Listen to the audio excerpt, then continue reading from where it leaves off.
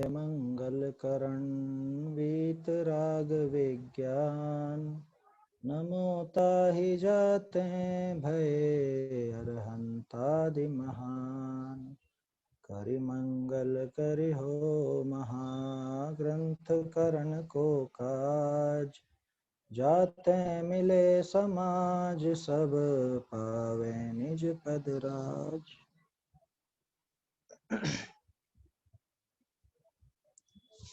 मोक्षमा प्रकाशक ग्रंथ के ऊपर अपनी चर्चा चल रही है।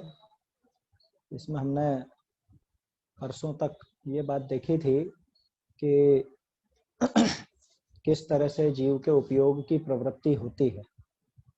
दूसरे अधिकार का काफी अच्छा प्रसंग था और ऐसा प्रसंग था जिसमें सिर्फ या और तथा ये दो शब्दों के अंतर से ही बहुत ज्यादा अंतर पड़ गया।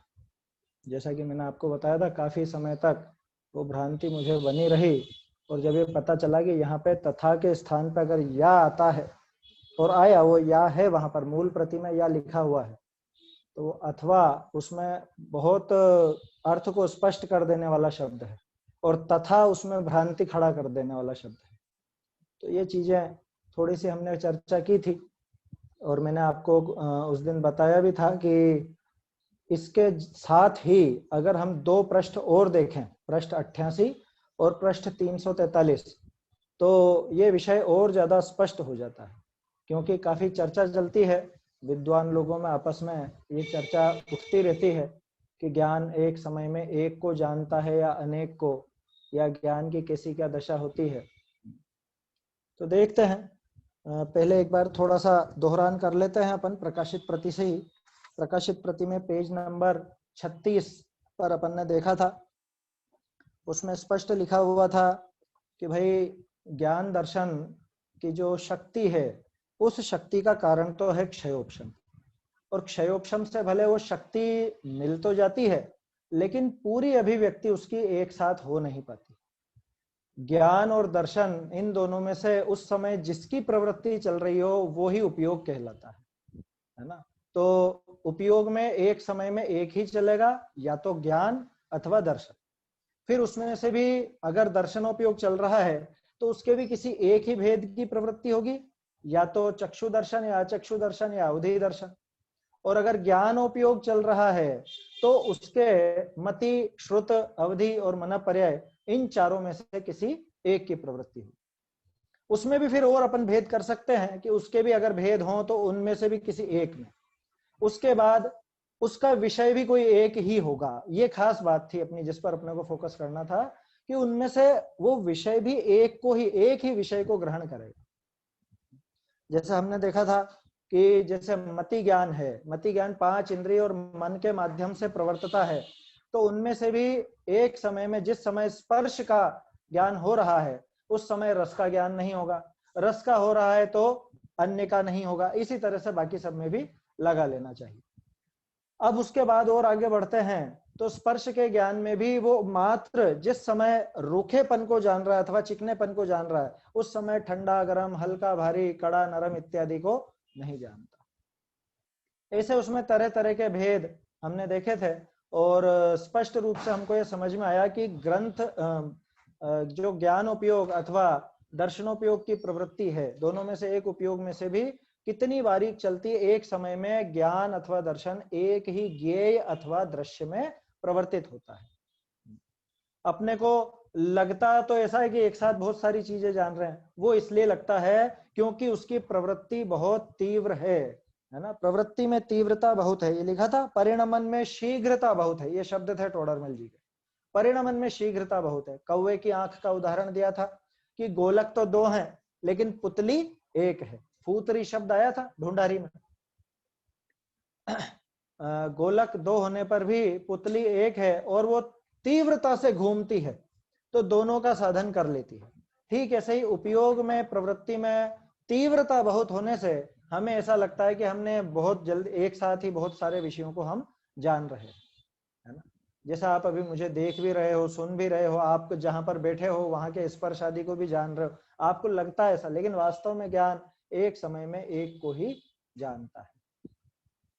इसके क्या कहें पोषण में जो मैंने आपको पेज नंबर बताए थे, पेज नंबर 88 निकालिए आप। विशेष विषय है इसलिए अपन अलग अलग जगह से इसको देख रहे हैं। पेज नंबर 88 में ऊपर से जो वो प्रश्न किया गया है, प्रश्न का समाधान दिया है। प्रश्न तो है मिथ्या दर्शन के संयोग से ही मिथ्या ज्ञान नाम पाता है, तो मिथ्या दर्शन को ही संसार का कारण कहना था। मिथ्या ज्ञान को अलग क्यों कहा, उसको अलग से क्यों बताया। समाधान दिया है, ज्ञान ही की अपेक्षा तो मिथ्या दृष्टि और सम्यक दृष्टि के क्षयोपशम से हुए यथार्थ ज्ञान में कुछ विशेष नहीं है। क्या मतलब कि ज्ञान की अपेक्षा से देखें तो मिथ्या दृष्टि और सम्यक दृष्टि के ज्ञान में कोई फर्क नहीं पड़ता। फर्क नहीं पड़ता माने भाई अपन जैसे बात करते हैं कोई सम्यक तो सन्मुख मिथ्या दृष्टि है, अब वो सम्यक तो सन्मुख मिथ्या दृष्टि खुद को क्या विचार करेगा, खुद के बारे में क्या विचार करेगा कि मैं आत्मा हूं, मैं ज्ञान दर्शन स्वभाव, ये विचार चलेंगे या नहीं सम्यक तो सन्मुख मिथ्या दृष्टि के। अब वो विचार दृढ़ होते होते होते होते वो करण परिणाम आदि करके और वो सम्यक तो प्राप्त कर लेता है। अब वो खुद को क्या माने, खुद को क्या जानेगा, अब भी यही जानेगा मैं आत्मा हूं, मैं ज्ञान दर्शन स्वभाव। ज्ञान में कहां अंतर पड़ा। बहुत से इसमें ऐसा उदाहरण भी ले सकते हैं कि लौकिक में जैसे मिथ्या दृष्टि सांप को सांप जानता है और सम्यक दृष्टि भी सांप को सांप ही जानता है। मैं वो वाला उदाहरण नहीं ले रहा हूँ सांप को रस्सी वाला, मैं तो बात कह रहा हूं कि अगर क्षयोपशम ज्ञान की बात करें, जानने की अपेक्षा ही बात करें, तो मिथ्या दृष्टि जैसा जानता है सम्यक दृष्टि भी वैसा ही जानता है। इसीलिए मैंने सम्यक तो सन्मुख का उदाहरण लिया, क्योंकि सम्यक तो सन्मुख मिथ्या दृष्टि के ज्ञान में माने सम्यक दर्शन से पहले और सम्यक दर्शन के बाद होने वाले ज्ञान में कोई अंतर नहीं पड़ता है। जैसा वो पहले स्वयं को जानता था वैसा ही अभी स्वयं को जानता है। अंतर तो श्रद्धा में आया है, श्रद्धा में अंतर आया है। खैर बात अपने को इस पे नहीं करनी है, बात इसके आगे वाली पंक्ति पर करनी है। तथा वह ज्ञान केवल ज्ञान में भी जा मिलता है जैसे नदी समुद्र में मिलती है, इसलिए ज्ञान में कुछ दोष नहीं है। ये तो टोडरमल जी ने सामने वाले को जवाब दिया कि भाई आप ज्ञान को दोष मत दो, वास्तव में मिथ्या दर्शन जो है वो अलग चीज है, मिथ्या ज्ञान अलग चीज है, वो प्रकरण अलग। परंतु क्षयोपशम ज्ञान जहां लगता है वहां एक ज्ञेय में ही लगता है। इस पंक्ति पे मैं ध्यान दिलाना चाहता हूं आपका, ये जो पृष्ठ 88 पर ये पंक्ति है, ये खास सिर्फ इतनी सी पंक्ति है जिससे अपना वो पेज नंबर 36 का विषय पुष्ट होता है।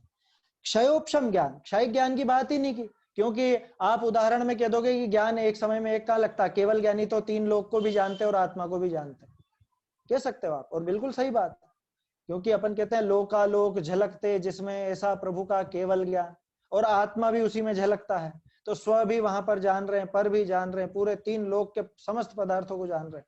तो उसकी बात ही नहीं चल रही, बात चल रही है क्षयोपशम ज्ञान की। क्षयोपशम ज्ञान की माने हमारे ज्ञान की प्रवृत्ति कैसी कि हमारा ज्ञान इतना कमजोर है कि एक समय में एक ही ज्ञेय पर लगता है।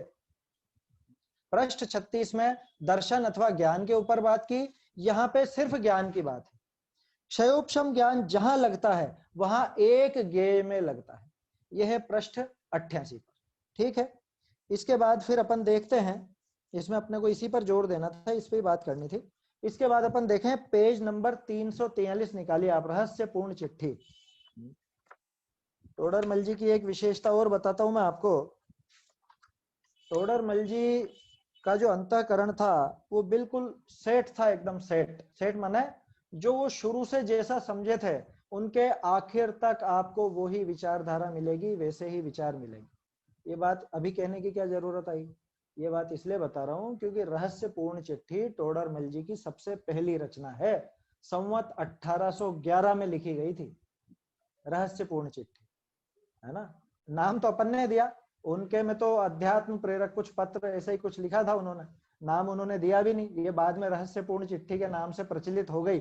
अब प्रचलित है तो है, ठीक है, कोई दिक्कत नहीं है। अध्यात्म की बहुत गंभीर रहस्य इसमें छुपे हुए हैं।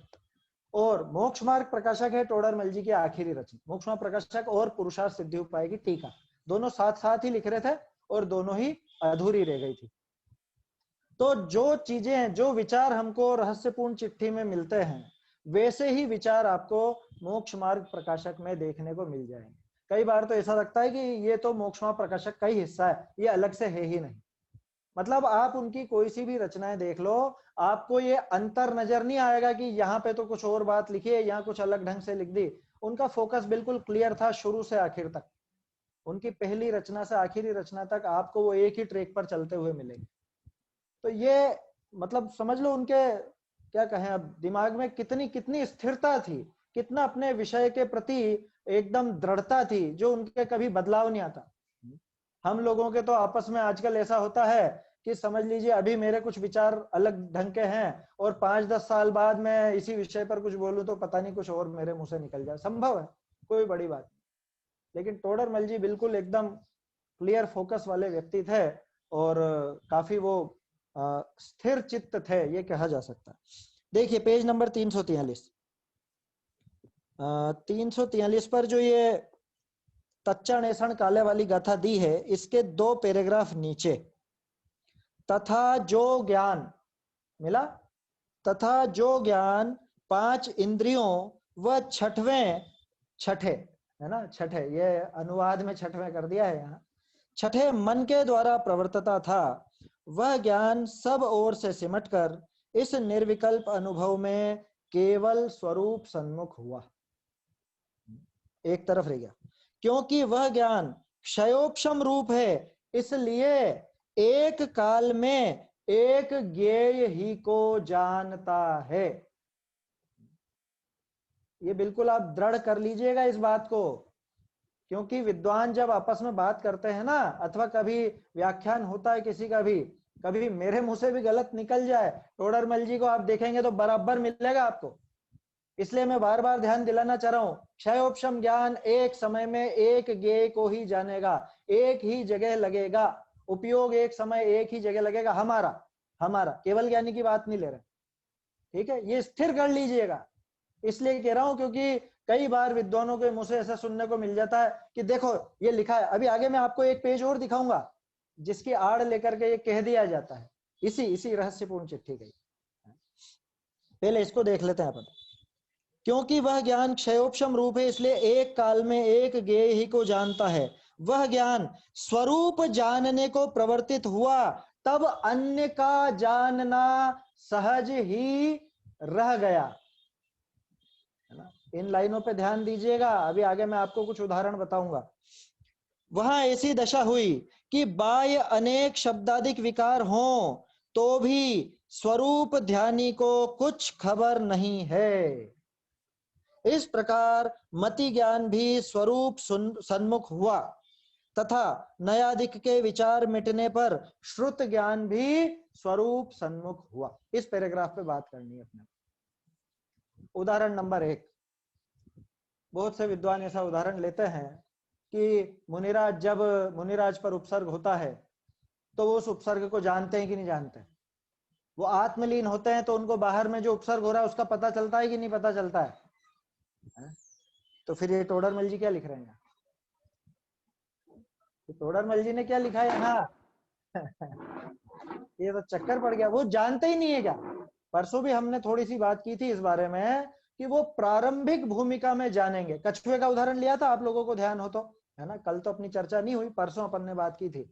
जैसे कछुए को खतरे का आभास होता है, खतरे का आभास होते ही वो क्या करता है कि अपने चारों पांचों अंग जो भी बाहर निकले रहते हैं उसके खोल के, उन सबको, चारों पैरों को, अपनी गर्दन को, पूंछ को, सबको अंदर कर लेता है, सिकोड़ लेता है। ठीक ऐसे ही मुनिराज को प्रारंभिक अवस्था में, शुरुआत में ये पता चला कि अरे ये उपसर्ग हो रहा है या कुछ भी है या जो भी।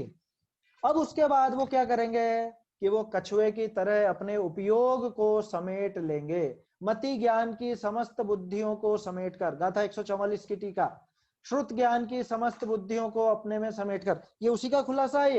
ये जो आखिर की 2 पंक्तियां लिखी ना, ये गाथा 144 की टीका का ही खुलासा है।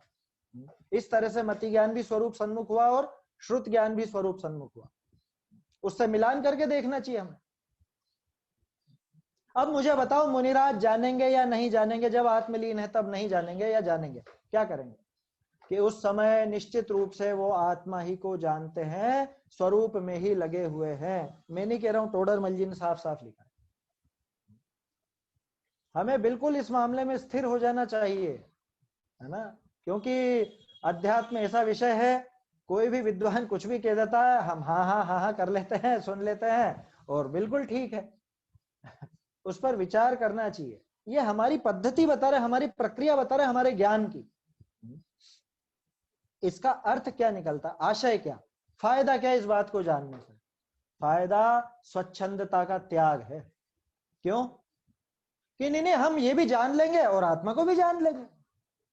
ये जो स्वच्छंदता का पोषण किया जाता है ना, कि हम तो टीवी देखते देखते भी ऐसा कर लेंगे, वीतरागी हो जाएंगे या आत्मलीन हो जाएंगे, दूसरी चीजें भी, कि नहीं भैया, अभी तेरे में इतनी ताकत नहीं है, अभी तेरे पैर कमजोर हैं, तो तुझे लकड़ी के सहारे ही चलना पड़ता है। ठीक उसी तरह से अभी अपना उपयोग कमजोर है, अपन भ्रमित हो जाते हैं, इधर उधर भटक जाते हैं, इसलिए एक ही जगह लगा के रखो। ये नहीं होता कि मैं तो ये भी जान लूंगा और ये भी जान लूंगा, कि बाहर का भी जान लूंगा और खुद का भी जान लूंगा। प्रश्न खड़ा होना चाहिए, फिर स्वपर प्रकाशक पने का क्या होगा? ये प्रश्न भी खड़ा कर दिया जाता है कि फिर स्वपर प्रकाशक पने का क्या होगा। उसको भी गुरुदेव ने कैसे घटित किया है, युगल जी बाबूजी ने कैसे घटित किया है, वो मैं अभी आपको बताऊंगा। पहले अपन ये पंक्तियां देखते हैं फिर से। जो ज्ञान 5 इंद्रियों व छठे मन के द्वारा प्रवर्तता था, ठीक है ना, क्योंकि ये कौन से ज्ञान की बात करी? मति ज्ञान। स्पष्ट है, 5 इंद्रिया और मन के द्वारा प्रवर्तता था, वो मति ज्ञान है। अथवा श्रुत ज्ञान को भी ले लो, मन की बात में ले तो वह ज्ञान सब ओर से सिमटकर, सब ओर से सिमटकर, सिमटने की आवश्यकता क्या पड़ी? अगर मैं एक साथ दोनों को जान लूं तो सिमटना पड़ेगा, सिमटना पड़ेगा ही पड़ेगा। सिमटकर इस निर्विकल्प अनुभव में, इस निर्विकल्प अनुभव में, अगर निर्विकल्पता लानी है, निर्विकल्प अनुभव करना है, तो बाहर का सारा जानने से उस मति ज्ञान को समेटना पड़ेगा, पड़ेगा और पड़ेगा। ये लिख लीजिए। नहीं हो सकता, असंभव है कि वो शेरनी को भी जाने, वो बाघिन को भी जाने, वो सियालनी को भी जाने और आत्मा को भी जान ले, नहीं होगा ऐसा। जिस समय वो बाघिन का ज्ञान हो रहा है उस समय आत्मा का ज्ञान नहीं होगा, और जिस समय आत्मा का ज्ञान होगा उस समय उस बाघिन का ज्ञान नहीं होगा। वह ज्ञान सब ओर से सिमटकर इस निर्विकल्प अनुभव में केवल केवल स्वरूप सन्मुख हुआ। शब्द देखो आप, टोडर मिल जी के किस जगह क्या जोर देना है, केवल स्वरूप सन्मुख हुआ। लिख सकते थे स्वरूप सन्मुख हुआ, कि नहीं, केवल स्वरूप सन्मुख हुआ, अन्य तरफ की सन्मुखता टूट गई। आया समझ में? क्योंकि क्यों हुआ ऐसा, ऐसा क्यों हुआ, दूसरे से छूटना क्यों पड़ा? क्योंकि वह ज्ञान क्षयोपशम रूप है, उसकी ताकत कम है, इसलिए एक काल में एक ज्ञेय ही को जानता है। चाहे तो अंडरलाइन कर लीजिए इस लाइन को और यहां लिख लीजिए पेज नंबर 36, पेज नंबर 88, मिलान करने के लिए। हम तो इसी तरह से पढ़ते हैं, कुछ चीज ध्यान में आ जाती है तो नोट लगा लेते हैं हाथों हाथ वहीं पे, इसके साथ में वो वाला पेज भी देखो, वही चीजें आज अपने काम आ रही है, वो उसी तरह से मैं आपको बता रहा हूं। तो पेज नंबर 88, पेज नंबर 36 और ये पेज नंबर 343, ये पूरा एक विषय। इसलिए एक काल में एक ज्ञेय ही को जानता है। क्यों, क्या हेतु दिया इसका? क्योंकि वो क्षयोपशम रूप है। क्षयोपशम ज्ञान में ये व्यवस्था नहीं है कि ज्ञान इधर भी लग जाए और उधर भी लग जाए। वो केवल ज्ञान की जो है सो है, वो उसकी बात अभी नहीं चलती। अभी बात कर रहे हैं हम क्षयोपशम ज्ञान की, हमारे मति श्रुत आदि ज्ञान की। अब वह ज्ञान स्वरूप जानने को प्रवर्तित हुआ, तब अन्य का जानना सहज ही रह गया, हटाना नहीं पड़ा, अपने आप ही रह जाए। जब आप सीढ़ियां चढ़ते हो, अब मैं चौथी सीढ़ी से पैर हटाऊं, ऐसा विचार आता है कि नहीं? 5वीं सीढ़ी पे आपने पैर रखा है तो चौथी सीढ़ी पर से पैर हट ही गया है ना, अपने आप ही सहज रूप से ही हट गया है। तो बाहर से उपयोग हट करके ही अंदर में जाएगा। एक बात, इसको दूसरी तरफ से कहते हैं, अंदर में जाएगा तो बाहर से उपयोग सहज ही हट जाएगा। मुनिराज क्या करते हैं, बाहर से उपयोग हटाते हैं कि आत्मा में लगाते हैं? क्या करना है उनको? उपयोग हटाने का तो काम ही नहीं है, उपयोग लगाते हैं, और जब लगाते हैं आत्मा में तो बाहर का जानना सहज ही रह जाता है, माने छूट जाता है, बाहर का जानना सहज ही छूट जाता है। वहां ऐसी दशा हुई, कैसी? कि बाह्य अनेक शब्दाधिक विकार हों, बाहर में खूब शब्दाधिक हो, खूब शोरगुल हो, कोई पूजा करता हो, कोई निंदा करता हो, कोई मारता हो, चिल्ला चोट मच जाती हो, बाहर में कोई जंगल में बैठे हुए हैं तो समझ लो कोई हिंसक जानवर ने किसी दूसरे प्राणी को पकड़ लिया और खूब चिल्ला रहे हैं, जोर जोर से रुदन मच रहा है, खूब शोरगुल हो, ये तो हुआ बाहर किसी और पर होने वाला, अथवा उनके ऊपर ही कुछ हो, अनेक शब्दाधिक विकार हो तो भी स्वरूप ध्यानी को कुछ खबर नहीं, स्वरूप ध्यानी को कुछ खबर नहीं उसकी। कैसे काटोगे आप इस बात को?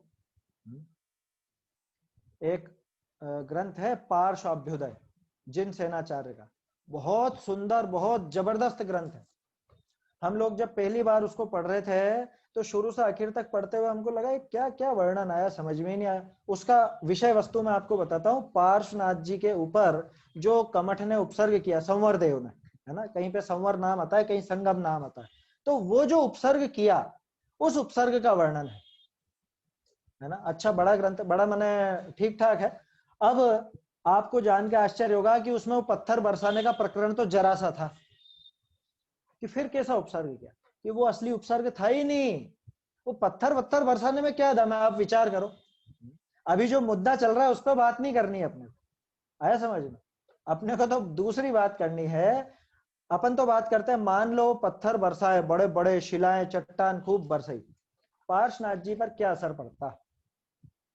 पार्श्वनाथ जी के पहली बात तो पास भी नहीं आ सकती थी, ठीक है, और आ भी जाती उनके हाथ वगैरह पे लगती भी सही, पैर पे लगती, कुछ भी होता, पार्श्वनाथ जी पे क्या असर पड़ता? चरम शरीरी थे, है ना, और वज्र वृषभ नाराज सहनन के धारी थे, तो उनपे तो कोई फर्क पड़ना ही नहीं था, है ना। अपने को उपसर्ग किसने क्या बचाया करा उस पर बात नहीं करनी है, वो मुद्दा नहीं है। मुद्दा यह है कि ये तो मामूली उपसर्ग था जो संवर ने किया था, तो फिर उन्होंने जो वर्णन किया ना आखिर से शुरू से आखिर तक का उपसर्ग, ये शुरू शुरू में दे दिया कि पत्थर वगैरह बरसा, ये तो मामूली सा एक पैराग्राफ में। बाकी पूरे ग्रंथ में वो तरह तरह से बोल बोल करके कि अरे तू भूल गया उस भव में मैंने तेरी स्त्री का हरण किया था और वो मेरी प्रिया है और मैं उसे बहुत प्रिय लगता हूं उसको भी, जा तू एक काम कर, यहाँ से उठ और ये वेश छोड़, वहां पे मेरा समाचार लेकर जा और उससे कहना मैं उसे बहुत प्रेम करता हूँ, मैं उसको बहुत याद करता हूँ, वो भी मेरी याद में पागल हो रही होगी इत्यादि। कि तू भूल गया पिछले भाव में मैंने तुझको ऐसे मारा था और इस तरह से तुझको प्रताड़ित किया था, भूल गया कि किस तरह से मैंने तेरी हत्या की थी। मतलब कह करके वो चीजें याद दिला करके, और वो सारी दिमागी सारी की सारी मानसिक मानसिक उपसर्ग ज्यादा था, शारीरिक उपसर्ग तो बहुत मामूली था उनके लिए, ये पत्थर बरसाना, और लोगों को वही नजर आता है ना।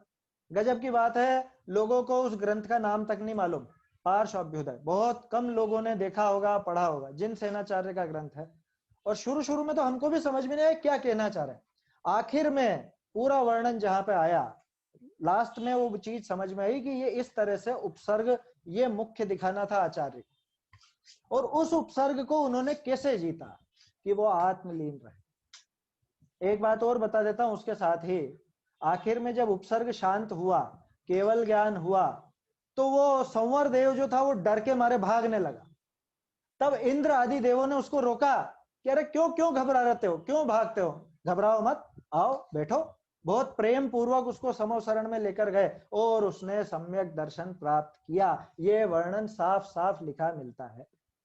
बाकी उपसर्ग से रक्षा करने वालों को हुआ कि नहीं हुआ कोई वर्णन नहीं, देवी का तो नाम तक नहीं, है ना। अभी बहुत बहस चल रही है, अपन उसमें लिखना चाहे तो बहुत कुछ लिख सकते हैं, लेकिन मैं उस विवाद में नहीं पढ़ना चाहता। एक हिंट आपको देना चाहता हूं, जो अपने प्रामाणिक मूल परंपरा के जो आचार्य हैं, आपको उनके किसी भी ग्रंथ में देवी का नाम तक नहीं मिलेगा, नाम तक नहीं मिलेगा, नाम तक। ये मैं आपसे कह रहा हूं, चाहो तो नोट कर लो मेरी ये बात, नाम तक नहीं मिलेगा, ये सब बाद में चलाए हुए प्रोपेगेंडा है। और बहुत सी जगह तो धर्मेंद्र नाम भी नहीं मिलता, कोई और नाम मिलता है उसका, आया समझ में? तो मुद्दा वो है ही नहीं, उसको हाईलाइट करने की आवश्यकता ही नहीं थी। मुद्दा तो ये था कि मानसिक रूप से उपसर्ग कितना किया, और उस मानसिक उपसर्ग से वो कैसे जीते, ऐसे जीते। लिखा रहा है ना, स्वरूप ध्यानी को कुछ खबर नहीं, वो स्वरूप में लीन हुए, तो बाहर में तू बोलता जा, जो बोलना है बोलता जा, मुझे फर्क नहीं पड़ता। तू पिछले भवों के बारे में कितना ही याद दिलाता जा, मुझे उससे कोई फर्क नहीं पड़ता। दूसरा उदाहरण रावण का। रावण जब वहां शांतिनाथ जी के मंदिर में, शांतिनाथ जी का परम भक्त था रावण, ये पता है ना आपको। वहां उसने बहुत बड़े बड़े स्फटिक के जिनाले बना रखे थे। वहां वो ध्यान करने बैठा, काहे के लिए? वो ध्यान करने बैठा कोई सिद्धि प्राप्त करने के लिए, कोई विद्या सिद्ध करने के लिए बैठा, बहुरूपिणी विद्या शायद। और उसको डिगाने के लिए इधर से हनुमान जी और अंगद वगैरह ये सब गए, और उसको खूब वो ऐसे दृश्य बना करके दिखाए नकली, कि वो मंदोदरी के बाल पकड़ के खींच रहे हैं और ऐसा हो रहा है वैसा हो रहा है। वहां पे वर्णन में आचार्य क्या लिखते हैं कि वो रावण ऐसा ध्यान में मग्न होता था कि उसको बाहर का कुछ भी पता नहीं चलता था। अगर वो इस तरह से आत्म ध्यान करता तो निश्चित वो मुक्ति को प्राप्त हो जाता, ऐसा आचार्य ने लिखा। ऐसा गजब का ध्यान ही था। तो ये क्या हुआ? अब अगर वो तो हालांकि आत्मा का ध्यान नहीं कर रहा था, ध्यान रखना, रावण जो ध्यान कर रहा था वो तो उस विद्या के लिए कर रहा था, उस विद्या का ध्यान कर रहा था। पार्श्वनाथ जी जो ध्यान कर रहे थे वो आत्मा का कर रहे थे। या जितने भी अपने उपसर्ग जयी मुनिराज हुए हैं वो सभी आत्मा का ध्यान करते हैं, स्वरूप सन्मुख होते हैं। उस स्वरूप सन्मुखता की दशा में उनको बाहर का कितना ज्ञान कि बिल्कुल भी नहीं होता। बिल्कुल मत घबराना, कोई दिक्कत नहीं है कहने में, आया समझ में? क्योंकि बहुत सौ को फिर क्या वो बाहर का जानते ही नहीं, क्या बाहर आग लगेगी तो क्या नहीं जानेंगे क्या? कि हाँ नहीं जानेंगे, मत चिंता करो। क्षयोपशम ज्ञान की इतनी सीमा है, वो या तो आग को जान ले, भले ही आग को जान के वो, अरे देखो एक छोटी सी बात बताता हूं, सुकुमाल और 2 पांडव ये क्यों चूक गए? क्यों चूक गए? ये सरवार सिद्धि क्यों गए? मोक्ष क्यों नहीं जा पाए? सुकुमाल भी नहीं जा पाए और वो जो नकुल और सहदेव वो भी नहीं जा पाए, सर्वार सिद्धि चले गए। क्यों? कि आखिर में वो ध्यान से चूके और वो बाहर का थोड़ा सा वो ज्ञान उधर गया, है ना। राग तो उठेगा ही उठेगा, क्योंकि छद्मस्त जीव की यही दशा है, जो कुछ भी जानता है उसके साथ ये राग आदि कुछ भी जो भी उसकी भूमिका का है वो इसको खड़ा हो ही जाता है। इसलिए स्वरूप ध्यान जिसको अपन वीतरागता की दशा कहते हैं वो तभी संभव है जब बाहर की दशा का कुछ भी ज्ञान ना हो, मात्र स्वरूप का ध्यान रहे, स्वरूप का ज्ञान रहे। इसको बहुत अपने को ढंग से पढ़ना चाहिए। वहां ऐसी दशा हुई कि बाह्य अनेक शब्दाधिक विकार हों तो भी स्वरूप ध्यानी को कुछ खबर नहीं है, कुछ भी खबर नहीं। इस प्रकार मति ज्ञान भी स्वरूप सन्मुख हुआ। मति ज्ञान में भी इस तरह से स्वरूप सन्मुखता की दशा आ जाती है। आपको प्रश्न है क्या कुछ? अच्छा, वो आपका हाथ ऐसे खड़ा दिख रहा है तो मेरे को लगा कुछ प्रश्न है क्या। चलिए, तथा नयादिक के विचार मिटने पर, लो बाहर का जानना तो छोड़ो, नय आदि का प्रयोग भी नहीं होगा। नयादिक का विकल्प विचार मिटने पर श्रुत ज्ञान भी स्वरूप सन्मुख हुआ।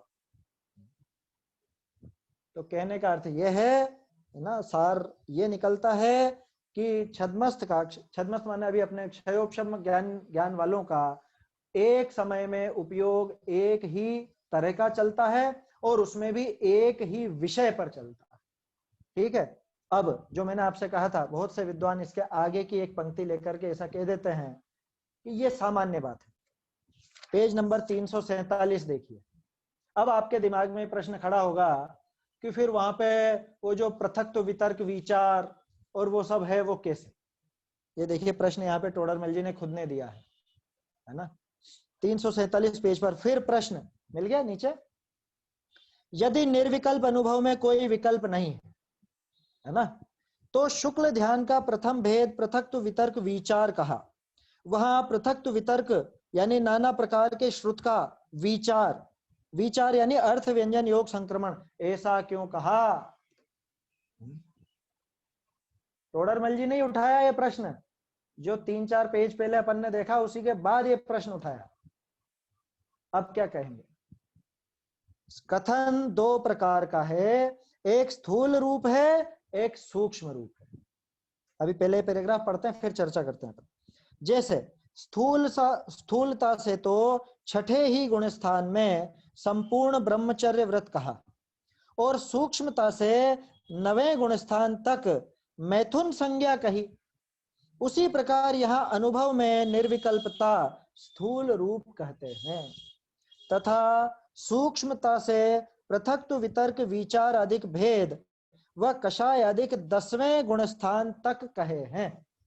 वहां अपने जानने में व अन्य के जानने में आए ऐसे भाव का कथन स्थूल जानना तथा जो आप भी न जाने और केवली भगवान ही जाने ऐसे भाव का कथन सूक्ष्म जानना। चरणानुयोग अधिक में स्थूल कथन की मुख्यता है और कर्णानुयोग में सूक्ष्म कथन की मुख्यता है, ऐसा भेद अन्यत्र भी जानना। इस पैराग्राफ का आश्रय लेकर के बहुत से ये सिद्ध करते हैं कि देखो 9वें आदि गुण स्थान में जो बताया है ना, वहां पे आत्मलीनता के साथ साथ ये जो वितर्क विचार कहा ना, ये चल रहा है कि नहीं चल रहा है, और सूक्ष्म बात है, ये बारीक बात है, यानी ये असली बात है। और बाकी जो कहा जाता है वो व्यवहार से कहा जाता है, माने उपयोग एक समय में एक को जानता है, ये बात व्यवहार है और ये निश्चय है। ऐसा इसका आशय नहीं है, ऐसा आशय नहीं है इसका, है ना। भ्रांति खड़ी नहीं रखना बिल्कुल भी। पहले तो अपन ये समझें कि दो चीजें हैं, जानना और उपयोग।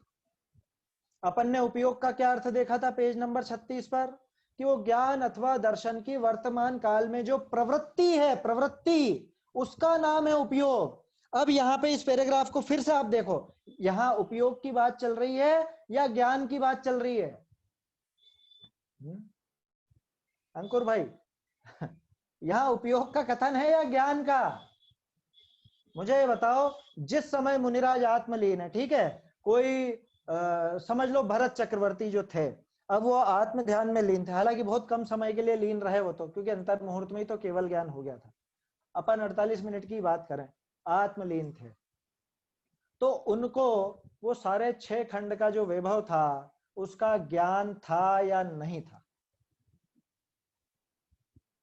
ज्ञान तो था, ज्ञान तो था, बिल्कुल था, मना नहीं करना, ज्ञान की मना नहीं है, उपयोग में नहीं था। मेरी बात समझ में आई? दोनों में अंतर समझ में आया?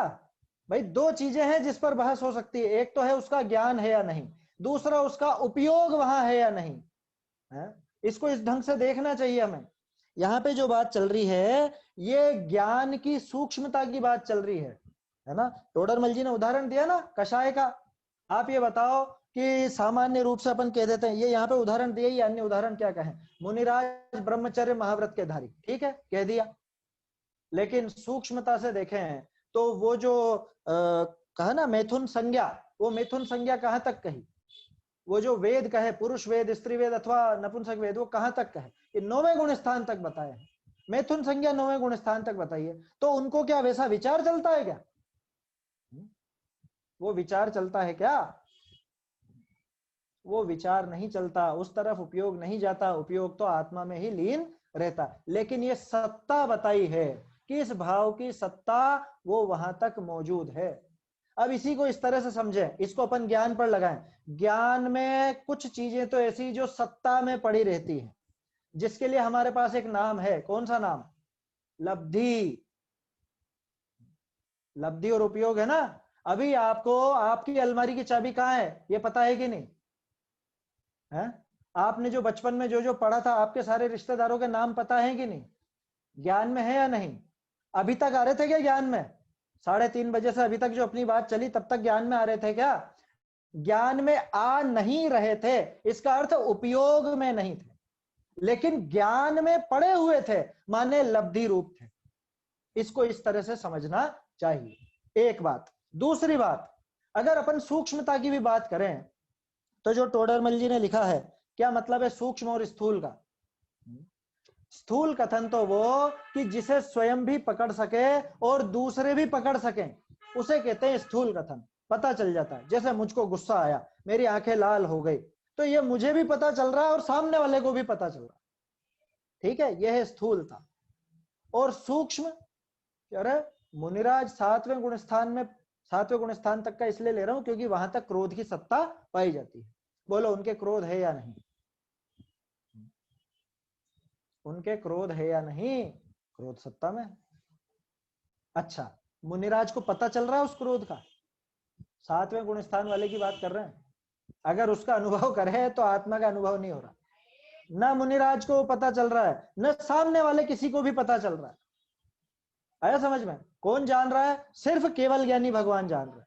मात्र केवल ज्ञानी भगवान को जिसका पता चले वो है सूक्ष्म कथन। तो ये जो श्रुत का विचार, अर्थ व्यंजन योग संक्रांति वगैरह बताया है, ये ज्ञान में अंदर ही अंदर जो सूक्ष्मता पड़ी हुई है ना, मैं तो उसको लब्धि का ही नाम देता हूं। अंदर ही अंदर जो वो सूक्ष्मता पड़ी है, बारीकी पड़ी है, वो केवल ज्ञान गम्य है, उन मुनिराज तक को पता नहीं चलता। इसलिए हम उसको उपयोग नाम से नहीं कह सकते, क्योंकि उपयोग नाम है प्रवृत्ति का, है ना।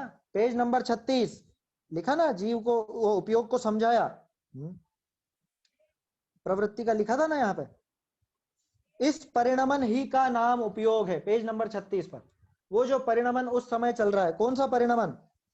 परिणमन द्वारा एक जीव को एक काल में एक विषय का ही देखना या जानना होता है, देखना या जानना होता है, इसी का नाम उपयोग है। आप इससे मिलान करके देखो, आप इस पैराग्राफ को शस्त्र नहीं बना सकते। मुझे ये बात इसलिए कहनी पड़ रही है क्योंकि कुछ विद्वानों का इस तरह से है, क्या कहें, अब इस तरह की व्याख्याएं हुई हैं, और आपस में सिर्फ जैसे कहते हैं ना, विद्वान विद्वान आपस में करते रहते हैं चर्चा बहस इत्यादि। तो किसी ने कहा कि नहीं नहीं जानेगा, तो कि नहीं नहीं जानेगा, ये देखो ये लिखा रहा। अरे भैया, हमें खुद अपने को क्या ग्रहण करना है, क्यों ग्रहण करना है, ये क्लियर होना चाहिए। और जब ये पैराग्राफ लेंगे तो इसके साथ साथ 343 नंबर का भी पैराग्राफ साथ में रखना। अगर 347 की कोई बात करे तो 343 भी साथ में रखना, तब जाके अर्थ खुलेगा, नहीं तो उलझ जाओगे। या तो साफ साफ कह दो कि टोडरमल जी की बातों में पूर्वा पर विरोध आ गया, 343 पे तो कह रहे हैं कि एक समय में एक ही को, और 347 पे कह रहे हैं वो सूक्ष्म कथन नहीं है, वो स्थूल कथन है। तो स्थूल कथन का मतलब क्या? कि जिसको हम पकड़ सकते हैं, जिसको वो खुद भी वो जीव जान सकता है, यह है स्थूल कथन।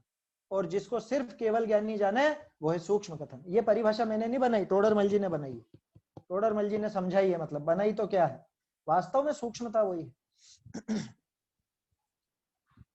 लिखा है साफ साफ, वहां अपने जानने में व अन्य के जानने में। अब मुझे बताओ कि जो अर्थ व्यंजन योग संक्रांति होती भी है, तो ये क्या उस समय मुनिराज को जानने में आती है, माने पकड़ में आती है? नहीं आती। बहुत सूक्ष्म, बहुत सूक्ष्म, इतनी सूक्ष्म की मात्र केवल ज्ञानी पकड़ रहे हैं। अगर ये पकड़ में आने लग जाए तो वो आत्मलीनता तो गई एक तरफ। ये पकड़ में आएगी तो आत्मलीनता कैसे होगी? आत्मा पकड़ में कहां रहेगा अगर अर्थ व्यंजन योग संक्रांति की बात है। तो इन चीजों पर बारीकी से हमें विचार करना चाहिए, है ना। अभी अपना विषय ये रहस्यपूर्ण चिट्ठी नहीं है, इसलिए अपन इस पर ज्यादा चर्चा नहीं कर रहे हैं, लेकिन ये बात मैंने आपको स्पष्ट रख दी। 347 की भी इसीलिए रखी कि कहीं मैं सिर्फ 343 बता करके रह जाता तो आप कभी पढ़ते 347 में तो ये लिखा है, तो फिर आप चक्कर में पड़ते। इसलिए दोनों चीजें पूर्वा पर मिलान करके अपन ने देखा है। तो आप पेज नंबर 36, पेज नंबर 88 और पेज नंबर 343 इनको साथ में देखें तो आपको विषय स्पष्ट होगा, और उसी से 347 को समझें तो 347 का भाव भी स्पष्ट होगा। ठीक है, तो काफी चर्चा हो गई अपनी इस विषय पर। अब आगे बढ़ते हैं अपन अगले विषय पर, है ना। आपको किसी को भी कोई प्रश्न हो, जो भी लोग जूम पर जुड़े हैं, तो आप सीधे रेज हैंड करके भी पूछ सकते हैं, और जो लोग यूट्यूब पर सुन रहे हैं वो यूट्यूब पर कमेंट में लिख सकते हैं। यहाँ हमारे जो होस्ट है वो मुझे वो प्रश्न बता देंगे। चलिए अब अपन इसके आगे देखते हैं। तथा और या में क्या चक्कर पड़ा ये मैं आपको बता ही चुका हूं। इसके बाद पेज नंबर 38 पर अपन देखें, एक सेकेंड।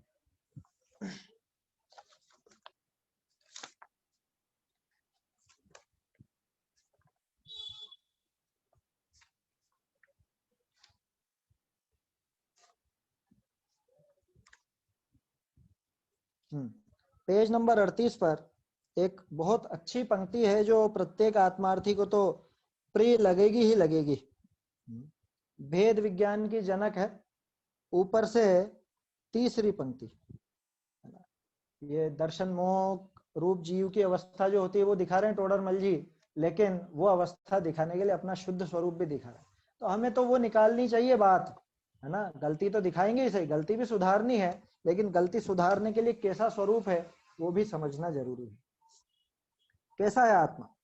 अमूर्तिक प्रदेशों का पुंज, प्रसिद्ध ज्ञानादि गुणों का धारी, अनादि निधन वस्तु आप है। आप है माने स्वयं है, स्वयं। आप का अर्थ स्वयं, है ना, बोलते हैं ना अपने आप। अब देखो इससे विपरीत, मूर्तिक पुद्गल द्रव्यों का पिंड, प्रसिद्ध ज्ञानादिकों से रहित, जिनका नवीन संयोग हुआ है, ऐसे शरीर आदि पुद्गल पर है। भेद विज्ञान की जनक पंक्तियां हैं ये, है ना। इसमें कोई सुधार उधार नहीं है, इसमें तो ये तो एक अच्छी बात निकल के सामने आई है, मोस्ट है, इस वजह से मैंने ये इस पर ध्यान दिलाया है आपको। क्या क्या विशेषताएं दी? मैं तो हूं अमूर्तिक प्रदेशों का पुंज, और ये शरीर कैसा है कि ये मूर्तिक है, ये पुद्गल द्रव्य है। मैं कैसा हूं कि मैं प्रसिद्ध ज्ञानादि गुणों का धारी। प्रसिद्ध माने फेमस, प्रसिद्ध माने प्रकृष्ट रूप से सिद्ध है। जो आज तक में सिद्धि है जिसकी अपने आप, कोई सिद्ध करने की आवश्यकता नहीं, जानने को क्या सिद्ध करना है। ऐसा गजब का प्रसिद्ध ज्ञानादि गुणों का धारी तो मैं हूं। और ये पुद्गल कैसा है कि ये प्रसिद्ध ज्ञानादि गुणों से सर्वथा रहित है, बिल्कुल भी इसके अंदर वो ज्ञान आदि नहीं पाए जाते। तीसरा, मैं अनादि निधन वस्तु, और ये पुद्गल आदि इन सबका नवीन संयोग हुआ। ये शरीर, ये वस्त्र, ये रुपए पैसे, ये मकान, ये रिश्ते नाते इत्यादि जो भी हैं, इन सबका नवीन संयोग हुआ है, नए नए मिले हैं। नए मिले हैं तो बिछड़ेंगे भी सही, है ना। तो ये मैं नहीं हूं। देखो तो सही, टोडरमल जी भेद विज्ञान की बात दिखा रहे हैं। गड़बड़ कहाँ करता है? दर्शन मोहरूप जीव की अवस्था क्या है कि ये जैसा है वैसा स्वीकार नहीं करता, ये दोनों को एक मान लेता है। इनके संयोग रूप नाना प्रकार की ये जो पर्याय होती हैं, प्राप्त पर्याय में तन्मय हो जाता है। ये आगे की बात है, उसको अपने को नहीं करना है।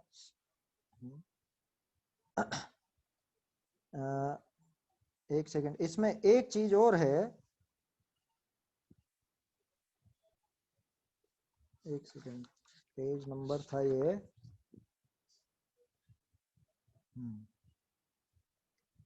इसको अपन पेज नंबर 26 से मिला करके देख सकते हैं। पेज नंबर 26 पे जैसा अपन ने देखा था ना कि मेरा जो स्वभाव है उसका अंश तो त्रिकाल प्रकट है, मेरे स्वभाव का अंश त्रिकाल ही प्रकट है, जिसको पकड़ करके मैं स्वयं अपना अनुभव कर सकता हूं। उसी के साथ इस पंक्ति को भी देखा जा सकता है, अपने स्वभाव को दिखाने वाली पंक्ति।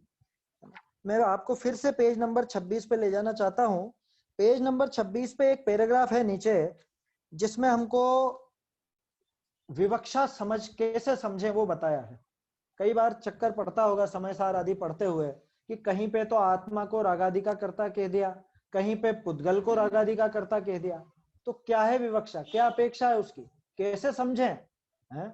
उसके लिए पैराग्राफ काम आ सकता है पेज नंबर 26 पर, है ना। चाहे तो वहां नोट लगा ले। मैं पेज नंबर 26 पे जो तीसरा पैराग्राफ है ना, इसी से पढ़ रहा हूं मैं, प्रकाशित प्रति से। तथा मोहनी कर्म के द्वारा जीव को अयथार्थ श्रद्धान रूप तो मिथ्यात्व भाव होता है, तथा क्रोध मान माया लोभ अधिक कषाय होते हैं। ठीक है ना। ये अपने को मुख्य नहीं है बात, ये तो सीधी सीधी है कि मोहनी कर्म में दर्शन मोहनी की वजह से तो मिथ्यात्व भाव, और चारित्र मोहनी की वजह से क्रोध मान माया लोभ आदि भाव होते हैं। अब देखना, वे यद्यपि जीव के अस्तित्वमय हैं, अस्तित्वमय है माने पर्याय में हुए ना, अपनी पर्याय रूप है ना। क्रोध मान माया लोभ कहाँ पे हुआ कि मेरी पर्याय में हुआ, तो जीव के अस्तित्वमय, क्योंकि द्रव्य गुण पर्याय तीनों चीजें हैं अपनी ही सत्ता में, तो मेरा अस्तित्वमय है, जीव से भिन्न नहीं है, है ना। पूरे प्रमाण के द्रव्य की बात कर रहे हैं अपन, जीव से भिन्न नहीं है, जीव ही उनका कर्ता है। क्यों कहा जीव को कर्ता? क्योंकि वो मेरे अस्तित्व में है, मैं उनसे भिन्न नहीं हूं। ये विवक्षा अपने को मिल गई। जीव को जहां पे रागादि का कर्ता कहा जाता है, वहां क्यों कहा जाता है कि इसलिए कहा जाता है कि यहीं पर पैदा हुए हैं, मेरे में ही पैदा हुए हैं, है ना, मुझ में पैदा हुए हैं, मेरे से उनकी सत्ता भिन्न नहीं है, इस वजह से मैं उनका करता हूं। ये हुई जीव की रागादि के कर्तापने की विवक्षा। दूसरी, पुद्गल क्यों है उनका कर्ता? आगे देखो, जीव के परिणमन रूप ही वे कार्य, तथापि उनका होना मोह कर्म के निमित्त से ही है। कर्म निमित्त दूर होने पर उनका अभाव ही होता है। इसलिए वे जीव के निज स्वभाव नहीं, औपाधिक भाव हैं। ये दो अलग अलग विवक्षाएं आ गई। इन दो विवक्षाओं से अपने को एक तो ये पता चल गया कि जब ऐसा कहा जाए कि जीव ही उनका करता है, तो क्यों कहा कि वो मेरी सत्ता में है, मुझ में हुए, मतलब मेरी पर्याय में हुए हैं, मेरी सत्ता उनसे भिन्न नहीं है, इसलिए मुझे उनका कर्ता कह देते हैं, कोई दिक्कत नहीं है। अब पुद्गल को उनका कर्ता क्यों कहा कि वो पुद्गल कर्म के निमित्त से ही होते हैं, बिना उसके निमित्त के हो नहीं सकते, उनका निमित्त समाप्त होने पर ये भी समाप्त हो जाते हैं, इसलिए उनके ही है। कोई लड़की है आपके घर में, है ना, आपके घर में पैदा हुई है, ठीक है, क्या कहलाती है, किसकी कहलाती है वो लड़की, किसकी है बताओ, लड़की किसकी है, कि हमारी है, हमारे घर में पैदा हुई है, हम हैं उसके माता पिता, कि नहीं, वो किसके आने पर आती है, किसके ले जाने पर चली जाती है, उसके पति के, तो बाद में तो वो कन्या उस पति की, उस व्यक्ति की कहलाएगी। शादी के बाद क्या लगाया जाता है, डॉटर ऑफ या वाइफ ऑफ, क्या लगाया जाता है, वाइफ ऑफ ही लिखा जाता है। क्यों कि अब इसका संबंध उस व्यक्ति से, उसी की कहलाएगी, है ना। ये जो कोर्ट केस वगैरह होते हैं ना कुछ संपत्ति आदि के संबंध में या उसमें, तो पहला संबंध वो पति पत्नी का देखा जाता है, वो माता पिता से संबंध बाद, तो उनकी बेटी नहीं है क्या, उनके यहाँ पैदा नहीं हुई क्या, हुई है, लेकिन किसके आने पर आती है, किसके ले जाने पर चली जाती है आपके घर से, उसी की वो कहलाएगी, वो ही उसका मालिक है। मतलब मालिक ऐसा मत लेना, है ना, स्वतंत्र है वैसे तो दोनों जीव, लेकिन किसकी है कि ये तो उन्हीं की है। उसी तरह से यहाँ पे अपने को विवक्षाएं समझनी चाहिए। टोडरमल जी का तो महा उपकार है, ये गजब गजब विवक्षाएं खोल खोल करके बताई। सातवां अधिकार, आठवां अधिकार, बहुत से लोग ये सोचते हैं सातवां अधिकार तो वो मिथ्यात्व का वर्णन वो जो है उसका किया है, मुझे तो ऐसा लगता है कि सातवां अधिकार विवक्षाओं का अधिकार है। विवक्षाएं समझाइए टोडरमल जी ने, विवक्षाएं नहीं समझने पे क्या क्या दशाएं होती है वो समझाया है। आठवें में तो बताई है, लेकिन सातवां भी वैसा ही है। और कई बार तो ऐसा लगता है कि आठवां और सातवां जुड़े हुए ही हैं। हो सकता है शायद इसीलिए टोडरमल जी ने आठवें अधिकार में मंगलाचरण ही नहीं किया, मात्र ओम नमः सिद्धम लिख दिया। ये तो ध्यान है ना आपको, आठवें अधिकार में मंगलाचरण नहीं है, बाकी प्रत्येक अधिकार में मंगलाचरण। हालांकि सातवें अधिकार का समापन किया है उन्होंने, लेकिन विषय इतना मिलता है। विवक्षाएं खोली हैं टोडरमल जी ने वहां पर, है ना। समय तो हो गया है अपना आज भी, आज कोई संशोधन वाली बात नहीं हुई, अपने ज्ञान की प्रवृत्ति पर और ये अध्यात्म के संबंध में थोड़ी बात हुई है। एक बात का मुझे विकल्प और है, वो आपसे कहना चाहता हूं। प्रश्न है क्या आपका? हाँ बोलिए। आवाज नहीं आ रही आपकी, आवाज आवाज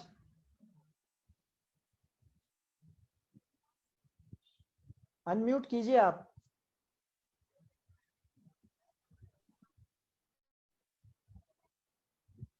अनम्यूट कीजिए तभी आवाज आ पाएगी।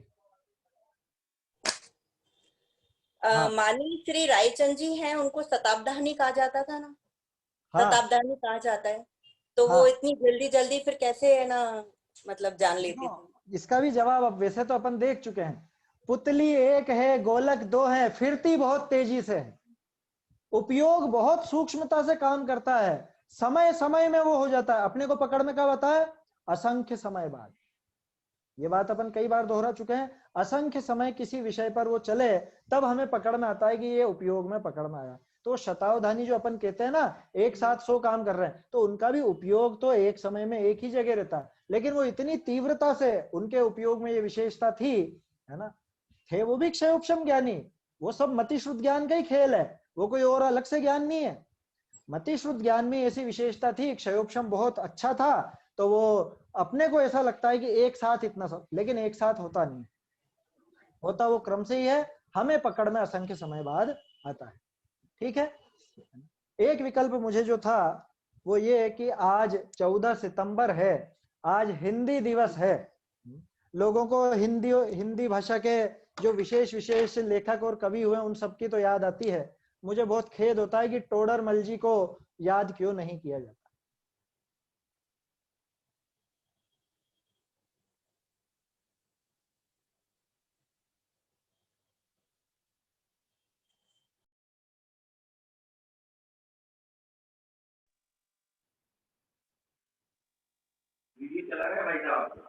टोडरमल जी के पहले इस तरह से शैली में नहीं लिखा जाता था। आप देखना रहस्यपूर्ण चिट्ठी तो आपको फिर भी एक व्यवस्थित रूप से लिखी मिलेगी, लेकिन आप उसी के साथ निमित्त उपादान चिट्ठी या परमार्थ वचनिका पढ़ेंगे तो आपको वाक्य इस रूप में बने हुए नहीं मिलते, आधे अधूरे वाक्य मिलते हैं, है ना, कटे हुए वाक्य मिलते हैं। आप उसको अगर गौर से देखेंगे तो टोडरमल जी का बहुत बड़ा योगदान है हिंदी को हिंदी के इस स्वरूप में लाने के लिए। उनको हमें इस दिवस पर निश्चित रूप से उनका भी उपकार मानना चाहिए। और सिर्फ हिंदी गद्य नहीं, मैं तो कहता हूँ हिंदी पद्य में भी आप टोडरमल जी की तुलना दूसरे से नहीं कर सकते। टोडरमल जी ने 226 छंद लिखे हैं, जो कुछ दिन पहले हमने ढूंढ करके प्रकाशित किए थे। 226 छंद। वो छंद क्या है कि वो छंद जो इनके ग्रंथ हैं जितने भी, उन सबके मंगलाचरण हैं, उनकी प्रशस्तियां हैं, जिसमें सबसे बड़ी तो सम्यक ज्ञान चंद्रिका की प्रशस्ति है। और उसमें बहुत सुंदर वर्णन है, भाव पक्ष से नहीं, कला पक्ष से भी, भाषा की दृष्टि से भी बहुत मजबूत है टोडरमल जी का पद्य। तो गद्य हो या पद्य हो, हिंदी को टोडरमल जी का बहुत बड़ा योगदान है ना। बल्कि हिंदी के उनका तो संस्कृत में भी काफी विद्वान थे वो तो ये थोड़ा सा मुझे विकल्प था, हिंदी दिवस के बहाने भी टोडरमल जी का गद्य पद्य अपने को देखना चाहिए, है ना। आगे की चर्चा और जो आगे के संशोधन है दूसरे अधिकार के, वो अपन कल देखेंगे, और संभवतः कल अपन तीसरे अधिकार की चर्चा भी करेंगे। निज निधि निज में बताई यह अनंत उपकार है, इसके लिए जिन वाणी माँ को वंदना शत बार है, वंदना शत बार है।